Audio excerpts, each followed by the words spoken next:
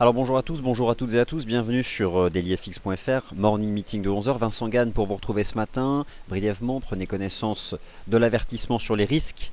Nous sommes le mercredi 19 mai 2015, un agenda chargé avec notamment ce soir les minutes de la Réserve fédérale des États-Unis, ce matin les minutes de la Banque d'Angleterre, demain les minutes de la Banque centrale européenne, bref, un certain nombre de documents monétaires qui vont influencer les marchés financiers, alors que depuis le début de la semaine, un certain nombre d'amorces de mouvements se sont développées.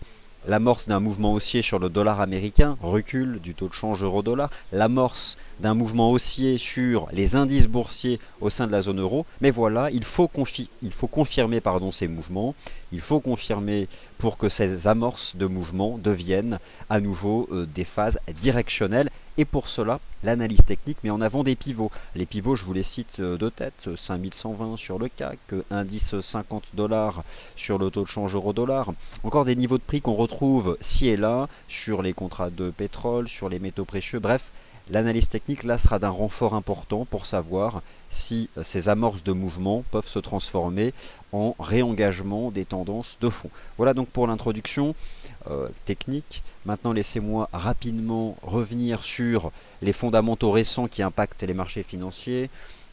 Avec hier la Banque Centrale Européenne qui a offert une légère détente au marché européen, Benoît Cœuré qui a évoqué des rachats plus importants avant l'été, ça a fait chuter le taux de change euro-dollar, ça a fait se stabiliser, c'était déjà le cas au fond, les rendements des obligations d'État au sein de la zone euro. Et puis en ce qui concerne le dollar américain, nous avons eu un certain nombre d'interventions de membres de la Réserve fédérale des États-Unis qui tendent à neutraliser, je dirais, à nuancer les récentes statistiques négatives, ce qui a eu comme conséquence de soutenir le dollar américain. Qu'en est-il? Eh bien, laissez-moi d'abord vous montrer quelques graphiques statiques avant de venir directement sur les marchés. Pour étudier la tendance générale du dollar américain sur le marché d'échange, il faut utiliser des indices synthétiques, en tout cas des indices boursiers, un indice c'est quoi? C'est la moyenne du comportement du prix de plusieurs actifs. Et en clair, ici, la dynamique générale du dollar US face à des devises étrangères.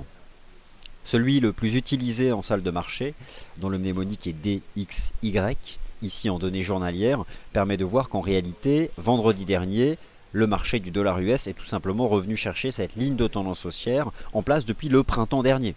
Donc c'est la tendance haussière primaire.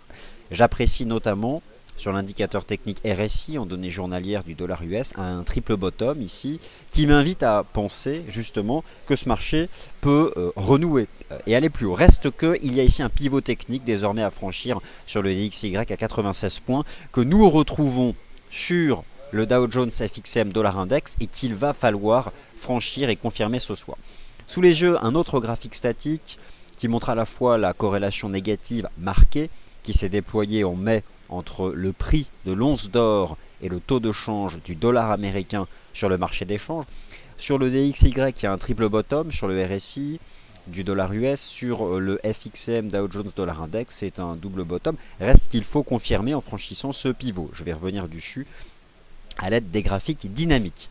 Donc, en clair, l'amorce de mouvements qui sont dans le sens de la tendance de fond, avec notamment ici sur le dollar US, ce qui peut être désormais avec le recul considéré comme un piège baissier, notamment mercredi et jeudi dernier, la réintégration de ce niveau horizontal qui avait été brisé, et clairement lorsque j'ai constaté la cassure de ce niveau horizontal sur le dollar américain, j'ai pensé à ce moment-là que ce marché pouvait descendre plus bas. Et voilà que le début de la semaine, sur fond de déclarations de certains membres de la Réserve fédérale des États-Unis, qui finalement permettent toujours au marché de se projeter au mois de septembre prochain pour un premier relèvement du taux d'intérêt des Fed Funds. Et donc, d'une certaine façon, je ne veux pas tomber dans une série de pièges. Un piège baissier ici, certes, il ne faut pas que ce soit un piège haussier, un sentiment tout de même qu'on fait un V-bottom. Reste que désormais, tant que le marché se maintient au-dessus de ces 11 736, j'ai le sentiment qu'on pourrait pousser jusqu'à 11 886. C'est ça le pivot. C'est le pivot. un marché qui refranchirait ce niveau horizontal permettrait de confirmer que cette amorce haussière sur le dollar US se traduit en fait tout simplement par le redémarrage de la tendance de fond. Donc c'est important, ce soir on aura la réponse, je pense que nous aurons la réponse à la clôture. Dans tous les cas, au niveau de ces pivots techniques à suivre, il en existe un naturellement qui est très important sur le taux de change euro-dollar. Ensuite, je parle immédiatement du DAX et du CAC pour ce qui nous intéresse, car oui, je pense que le DAX peut aller chercher 12 000 points, peut-être pas aujourd'hui, mais cette semaine. Alors le taux de change euro-dollar recule depuis les 1,1475 $, à la fois sous l'influence d'un certain nombre de déclarations, notamment celle de Benoît Cœuré qui a affaibli l'euro, et à la fois en lien avec un rebond du dollar américain, sous l'influence là aussi de déclarations de membres décidant l'avenir de la politique monétaire de la Fed. On retrouve ici cette ligne de tendance baissière de long terme sur l'euro-dollar, un rejet d'environ 400 pips, et voilà le marché à nouveau au contact d'un pivot, un indice 50 $. D'ailleurs, dans un premier temps, on a une réaction sur indice 50 $, mais on voit finalement que le taux de change euro-dollar bloque déjà sous les 1,1130. J'ai le sentiment que c'est le pivot déjà, c'est clair. Alors, on a sous nos pieds le nuage daily, c'est vraiment difficile. Le pivot, c'est indice 50. Pour moi, le marché réintègre indice 50, repénètre le nuage daily, c'est terminé. On retombe à 1,04. Essentiellement, du fait à la fois de cette faiblesse de l'euro, dû au fait que la Banque Centrale Européenne peut encore plus approfondir ses mesures monétaires. On évoque même des taux davantage négatifs. Mais voilà, c'est le pivot, et d'ailleurs des pivots, il y en a partout. Alors forcément, moi j'ai en analyse technique un concept qui est celui du premier test.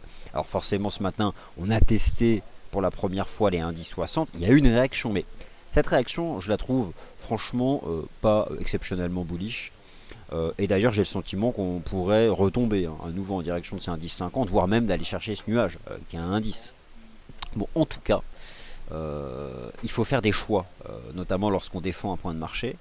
Et mon choix sera de considérer que le facteur technique dominant, qui a toujours été finalement l'appréciation du dollar US depuis le printemps dernier, eh bien le reste, notamment depuis ce que je considère comme un piège, un bear trap ici, qui est intervenu en fin de semaine dernière, me permettant finalement d'envisager une progression du dollar US, notamment ce soir avec le FOMC. Alors attention, il s'agit du compte-rendu du FOMC. Un simple document, pas de décision de taux, pas de conférence de presse, soyez au fait de ces choses. Le DAX, le CAC 40, l'Eurostoxx 50. Les marchés actions de la zone euro ont déployé hier l'amorce de signaux positifs, une reprise sur des lignes de tendance haussière en place depuis le début de l'année, soutien de la moyenne mobile à 100 jours, débordement de la moyenne mobile simple à 20 jours, résolution haussière de structures chartistes qui ont un parti prenant, notamment cette construction en diamant sur le DAX. On en sort dans le même sens où on en est rentré. On en est entré par le haut, on en est sorti par le haut. Premier support sur le DAX qui s'établit à 11 750 points. Je pense que c'est un bon point. Je conserve un biais positif au-dessus désormais de la MM20. Je ne sais pas si on peut aller carrément chercher cette zone. Mais mon opinion est qu'au fond, on peut voir 12 000. Alors quand? Aucune idée. À ce moment, à un moment ou à un autre, la prévision de marché en termes de prix, elle est déjà compliquée. D'un point de vue temporel, honnêtement, c'est une chance sur deux. Personne ne le sait, quoi. On peut pratiquer, je pense, à l'aide de l'analyse technique de la prévision basée sur l'axe des ordonnées, donc on raisonne sur les prix. Utiliser l'analyse technique pour se projeter sur une anticipation temporelle, c'est parfois possible à l'aide de figures chartistes, où là on avait une construction au diamant, on savait bien que ça allait en sortir avant le 22 mai, puisque c'est l'apex, le point de contact de ces deux lignes. Bon, on en est sorti le 19 mai, mais voilà, là, j'ai le sentiment que si on doit aller à 12 000, bon, autant vous dire que ce sera cette semaine ou jamais, quoi. Parce que si on retombe et qu'on réintègre la figure, et le risque sera cette fois-ci cette ligne de tendance. Donc, mais pour le moment, on reste au-dessus. On est sorti par le haut d'une compression que j'avais identifiée sur les actions de la zone euro en utilisant deux indicateurs de tendance, qui sont la moyenne mobile simple à 100 jours et la moyenne mobile simple à 20 jours. d'une certaine façon, si je devais aujourd'hui, d'un point de vue technique, résumer la journée, c'est la journée des pivots. Il y a des pivots partout. 3670 sur l'Eurostoxx 50 pour transformer cette amorce en phase directionnelle. Le sommet d'hier sur le DAX. 5120 sur le CAC 40. On va en parler du CAC 40. L'amorce, elle est ici. Cette phase haussière qui a débuté au-dessus de cette ligne de tendance haussière annuelle, elle attrape tous les creux de marché les plus saillants depuis le début de l'année. Le sommet de 2014, je l'appelle moi la ligne de tendance haussière de l'année 2015. Elle soutenait les cours depuis le milieu du mois de mai. On sort par le haut d'un triangle. J'ai le sentiment qu'on fait qu'une petite conso à plat dans un mât. Le mât est constitué par l'amorce haussière qui a été établie hier. Premier support sur le CAC à 5080. Moyenne mobile à 20 jours en support. Le pivot est à 5120 points. Si le CAC franchit 5120 points, on retourne tout en haut. Et voire au-delà. Donc c'est le pivot. Alors, il faut faire un choix. Sachant qu'on sait qu'au-dessus de nos têtes, on a aussi cette ligne de tendance primaire qui repasse maintenant aux alentours des 5275. Il y a deux choix. Le premier, dans le cadre d'un point de marché, qui est celui qui est un vrai choix, mais peut-être le moins appuyé en termes de conviction, qui est de la neutralité. C'est-à-dire qu'un analyste peut dire, voilà, entre la MM20 et 5120, je vais être neutre. Voilà. Je suis neutre entre la MM20 et 5120. Et il y a une autre approche qui consiste à considérer que ce que nous avons vécu hier est solide, pour tout un tas de raisons. Et que cela peut amener le marché à franchir les 5120 points. J'aurais tendance à basculer dans ce camp-là. Et à croire qu'il existe une possibilité non négligeable de voir le CAC s'essayer à une cassure de la résistance des 5120 points pour revenir à ce moment-là au contact des 5250. Donc voilà comment j'établis cette analyse technique panoramique sur les marchés actions au sein de la zone euro. Mais vous l'avez compris, beaucoup de choses vont se jouer du côté du dollar US qui, selon moi, a une probabilité de progresser davantage. Attention, progresser davantage sur le dollar US ne signifie pas que l'euro-dollar monte. Il y a parfois des confusions. Parler du dollar américain finalement ne constitue qu'à évoquer la devise de contrepartie du taux de change euro-dollar. Parler d'une hausse de la devise de contrepartie, c'est un facteur de baisse pour cette force relative. C'est juste une force relative, ce taux de change. Donc j'ai envie de dire que sous les 1,1130 à 1,1150, pour moi, je pense qu'on peut revenir tomber sur un 10,50. Après, on verra. On a beaucoup parlé de ces comptes rendus de politique monétaire. Demain, il y a quelque chose qui me paraît très important. C'est l'estimation flash des indices PMI de Markit. Une institution très respectée car elle édite des indicateurs économiques avancés. Le marché n'est que projection. Le marché cherche à se baser sur des indicateurs économiques avancés. Demain, c'est l'estimation flash de l'indice PMI au sein du secteur manufacturier, notamment au sein de la zone euro, pour le mois de mai. Vous allez me dire, le mois de mai n'est pas terminé, c'est justement pourquoi cette estimation est flash. C'est-à-dire qu'elle anticipe en se basant sur les 20 premiers jours pour envisager ce que sera l'étendue globale sur le mois. Donc ça c'est important et c'est à suivre demain. Voilà donc comment moi je vois les choses sur ces marchés. Maintenant pour en revenir plus précisément sur le DAX, premier support 11 750 points, au-dessus des 11 750 points, je pense qu'on peut revenir tester les 11 880 et ces fameux 12 000. Alors je vais les positionner, les 12 000, c'est plus ou moins la cible que j'ai sur la semaine, les 12 000 points. Est-ce que le marché ira? Bien, on verra bien. Ce qui serait pour moi une invalidation générale, ce serait de rebasculer sous les points bas d'hier. Alors dans ce cas, c'est terminé, je me serais tout simplement trompé. Pourquoi il s'agit que d'un point de marché indicatif? J'expose des arguments et surtout un niveau en dessous duquel j'aurais complètement tort. En tout cas, voilà comment moi je tiens à vous exposer la situation. Alors c'est la journée des pivots. Pivot sur le taux de change euro-dollar, pivot sur les indices boursiers au sein de la zone euro, pivot sur les contrats de pétrole. Le WTI teste un niveau de support. Méfiance tout de même, la moyenne mobile simple à 20 jours a été brisée par le marché. Le WTI teste cette ligne de tendance, mais elle est selon moi en risque. Elle est en risque d'être brisée, notamment si les cours s'installent sous la MM20, qui couvre désormais le marché, qui peut reprendre une pente descendante, notamment si le dollar US devait avancer davantage ce soir avec le FOMC, avec le compte rendu du FOMC. Une chose importante aussi qui est à suivre lorsqu'on cherche à se projeter sur les perspectives d'évolution du prix du baril. Nous sommes le mercredi 20 mai et nous attendons à 16h30 l'évolution des stocks de pétrole aux États-Unis selon l'administration américaine d'information sur l'énergie. Le marché anticipe un déstockage appuyé, c'est certain que c'est un facteur de hausse du pétrole US. Donc là aussi nous sommes en train de tester un pivot sur ce marché. C'est cette zone, c'est ce support là que je vais qui est positionné juste là. On a une stabilisation. On a à la fois des éléments propres au pétrole et à la fois ce que le marché attend du dollar US. Ça peut en effet redémarrer, mais il y a aussi un risque de cassure. Donc moi, je n'ai pas la réponse. C'est sur un pivot. Ce qui est certain, c'est qu'il était justifié d'exploiter cette ligne de tendance pour une stratégie d'achat.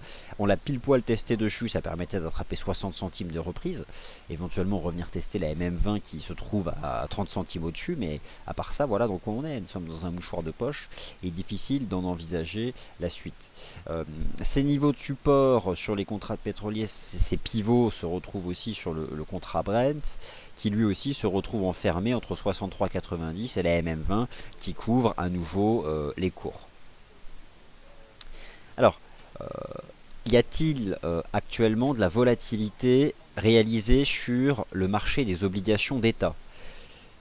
C'est terminé, semble-t-il, pour le gros de la volatilité réalisée. Cette dernière a été sensiblement forte entre la fin du mois d'avril et le début du mois de mai, jusqu'à ce que nous ayons une stabilisation la semaine dernière, et notamment cette semaine, avec la Banque Centrale Européenne, qui a rappelé à travers des déclarations multiples être extrêmement sensible à la volatilité de ce marché, et chercher avant tout à écraser la volatilité de ce marché. Ce qui permet au prix des obligations d'État, qui ont connu une chute violente, qui a pu mettre en risque certains gérants spécialisés sur le marché obligataire, une phase de stabilisation. En clair, une stabilisation dans le rebond violent des rendements obligataires. J'espère que pour les marchés actions européens, cela annonce un retour à davantage de détente qui se traduirait par une hausse du prix des obligations. Alors, d'un point de vue de l'analyse technique, je pense qu'on est rentré désormais dans une phase qui est globalement neutre, mais somme toute, j'ai tout de même le sentiment que ce marché pourrait aller chercher le niveau des 155, voire rebondir en direction des 156. Donc là aussi, la dynamique s'est bien neutralisée entre, d'un point de vue de l'analyse technique, les 155 et ici cette ligne de tendance. Voilà, le risque technique, c'est on a fait une jambe de baisse, une phase de transition latérale. J'espère que ce n'est pas une phase de transition latérale pour en sortir par le bas. Bon, ce qui est certain, c'est que nous avons des lignes de tendance qui passent à proximité. Mais là voilà, cette ligne de tendance haussière de fond ici sur le Bund, elle passe davantage si le marché devait retomber, voilà, autour des 151. Donc j'ai plutôt le sentiment que que le marché pourrait s'installer dans une phase de neutralité si le comportement du prix des obligations souveraines devient un facteur neutre. C'est plutôt un facteur de force pour les actions parce que il y aurait plus cette volatilité qui avait pu pénaliser les marchés actions. Donc pour résumer mon sentiment, c'est que les amorces de mouvements qui se sont produits cette semaine, haussières sur les actions européennes, haussières sur le dollar américain, peuvent se transformer en un réengagement des tendances de fond. C'est pourquoi je vise cette semaine 12 000 points sur le DAX.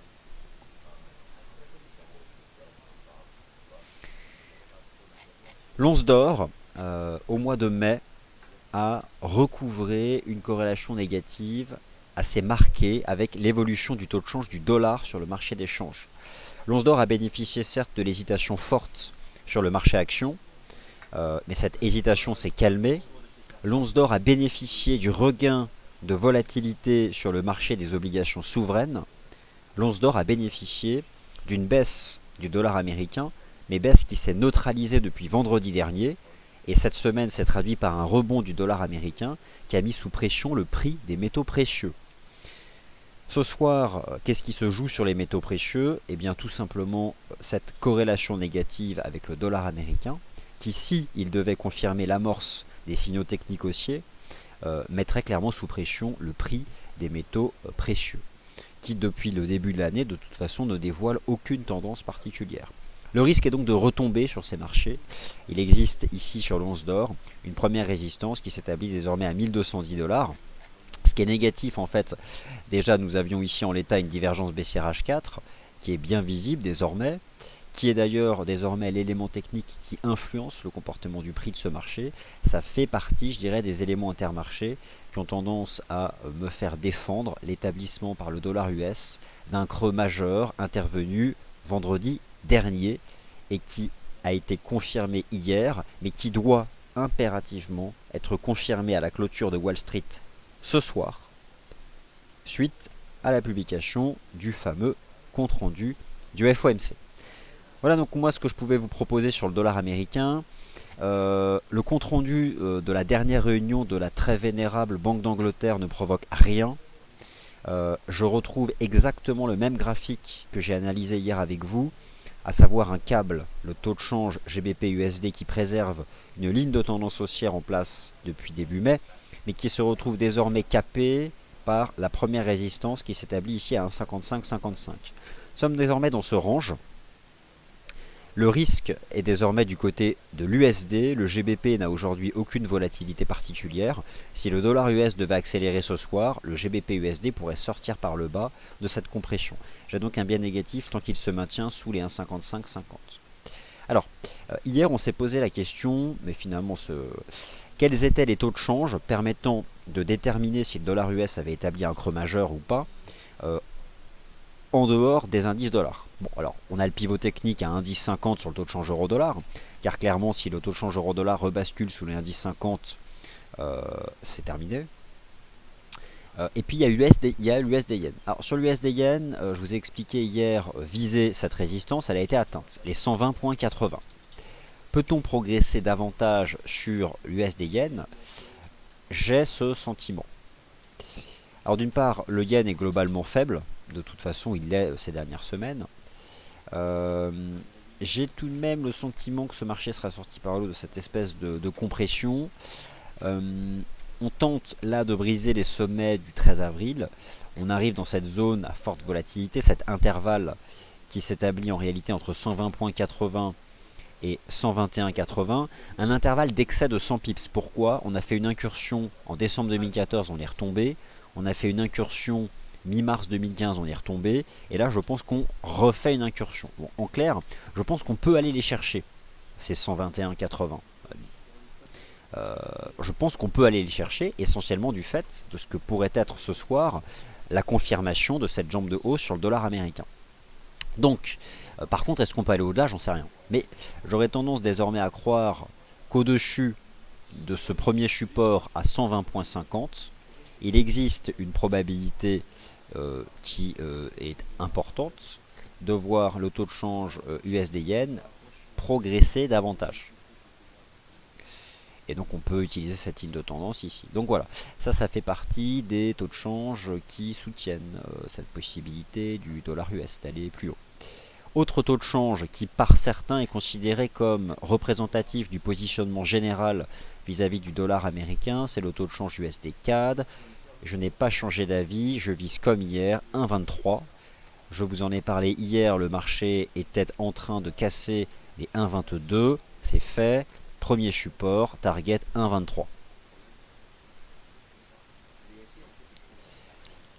Le NZD-USD, je visais hier un marché qui retombe au contact des 0,7316. C'est fait. Sous l'influence du dollar américain naturellement, mais la faiblesse intrinsèque du dollar néo-zélandais. Le support à 0,7316 est en risque aujourd'hui sur le NZD-USD et en risque du fait d'un dollar américain qui pourrait confirmer l'amorce des signaux haussiers donnés depuis le début de la semaine. Je donc n'achèterai absolument pas ce support, je pense qu'il peut céder.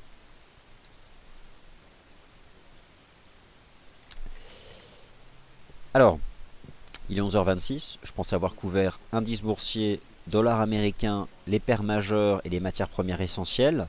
Cet après-midi, j'évoquerai des paires croisées et des paires mineures. Je vais répondre à vos questions.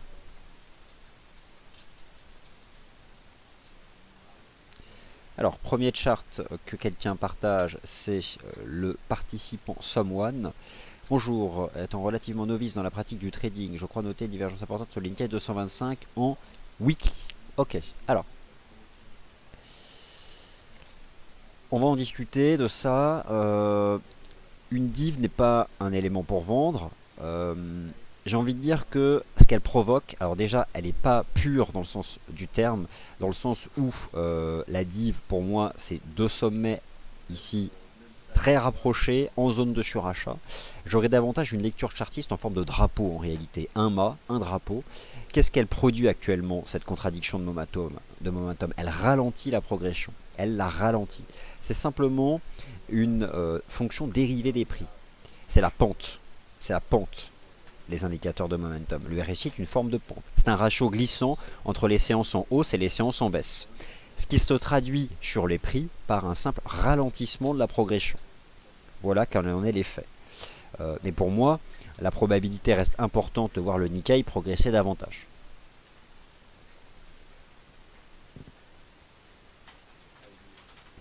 Alors Alexandre, bonjour. Pour les points pivots, moi j'utilise les points pivots chartistes en clair. Je n'utilise pas l'indicateur des points pivots. Il y a plusieurs façons d'ailleurs de les calculer. Ce sont des pivots que j'identifie visuellement en utilisant l'analyse chartiste, tout simplement. Donc voilà. Mais il y a des points pivots officiels, il y a un indicateur, même plusieurs, que vous avez la possibilité d'utiliser. Voilà. Et donc j'ai rigoureusement le même chart que vous sur le DAX. Vous avez ici le GR30 que vous nous proposez avec ce premier support à 11 150 points.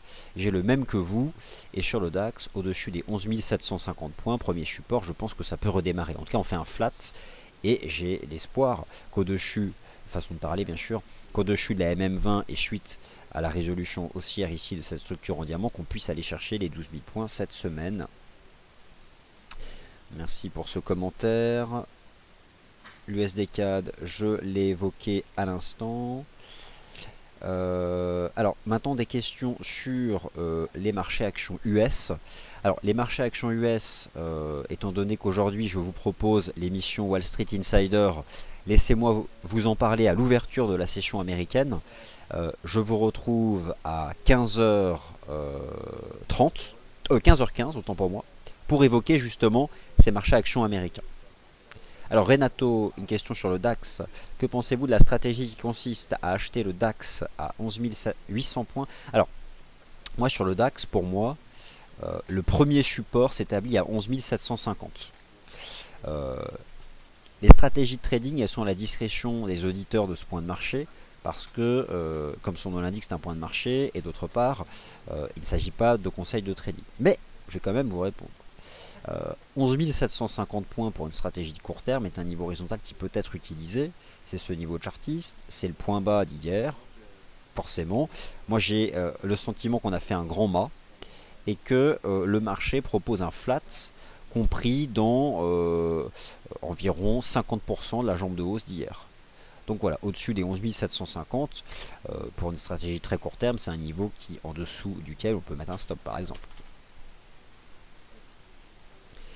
À quand les lives sur les actions? Eh bien, lorsque notre offre sera complète, j'estime que c'est trop tôt d'en parler, j'ai donc arrêté d'en parler, ça sert à rien. Vous ne pouvez pas les consulter encore sur la Trading Station et notamment l'outil graphique MarketScope, mais cela viendra. Donc, un live sur les actions françaises sera organisé chaque jour lorsque vous aurez tous les titres des actions internationales françaises, allemandes, américaines et britanniques sur la plateforme. Nos équipes techniques travaillent d'arrache-pied, on teste tout. Elles sont déjà sur MetaTrader 4. J'ai bon espoir qu'elles seront disponibles avant la fin du mois de juin.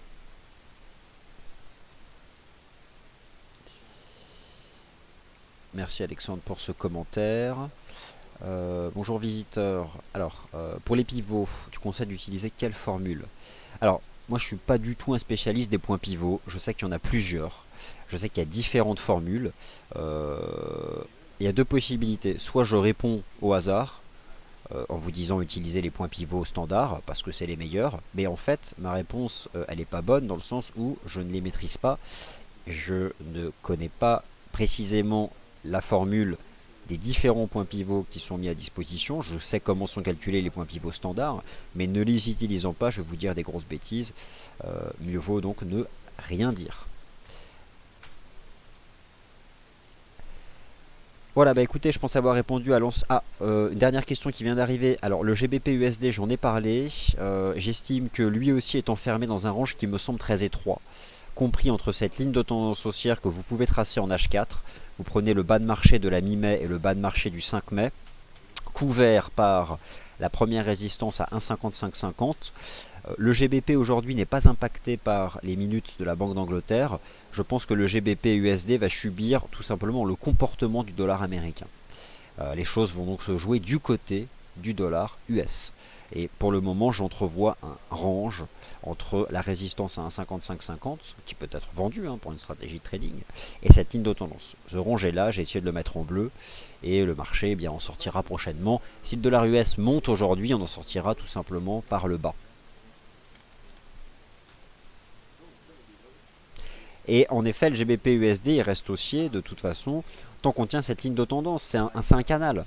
C'est un canal en données journalières. Le GBP USD, il est en effet dans un bas de canal. Je suis d'accord.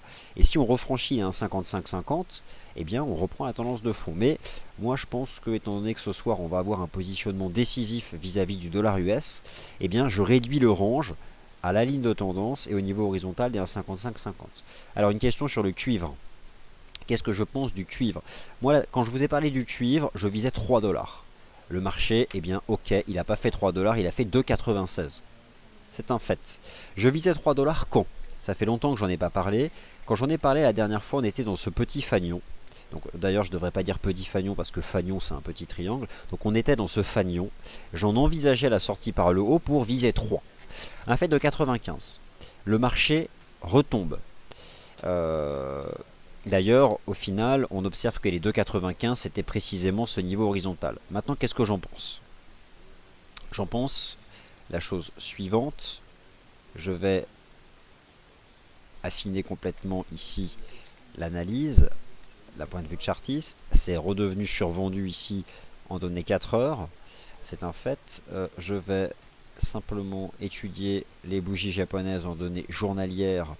Et nous avons tout de même hier un grand corps négatif et la sortie par le bas d'une compression qui était triangulaire mais sous la résistance. Pour moi, le risque sur le copper, il est baissier, avec la possibilité de revenir tester le bas de canal qui se trouve actuellement aux alentours des 2,75. Donc je suis méfiant. Le cuivre subit depuis le début de la semaine la reprise du dollar américain. On est sorti par le bas de cette pattern triangulaire. Si j'en calcule la cible théorique, je vais prendre l'amplitude totale balayée par les prix au point de rupture. Franchement, c'est certes survendu en H4, mais honnêtement, sous les 2,86, enfin voilà, pour moi on rejette sous une résistance, on sort par le bas de cette pattern. La ligne de tendance haussière primaire, elle est là. Il y a un risque qu'on retombe dessus. Alors peut-être qu'on peut faire un petit rebond technique avant vers 2,86, mais c'est pas grand chose. Le risque quand même est de revenir tester cette ligne de tendance. C'est vraiment du chartisme pur. Je peux rien vous proposer d'autre sur le cuivre. Je suis pas un spécialiste de cette matière première, mais j'aurais tendance à dire que voilà, le risque c'est quand même de retomber dans cette zone là, par contre qui pourrait être utilisé à ce moment là pour un achat, mais voilà, plutôt une anticipation négative. De rien, cher visiteur. Voilà, bah écoutez, j'ai répondu je pense à l'essentiel de vos questions. Je vous retrouve, alors déjà à 13 h vous avez le Day Trader, le rendez-vous des Day Traders. Moi je vous retrouve à 15 h 15 pour l'émission Wall Street Insider. Donc bon appétit à toutes et à tous. Bonne session à 13 h avec Sylvain et à tout à l'heure.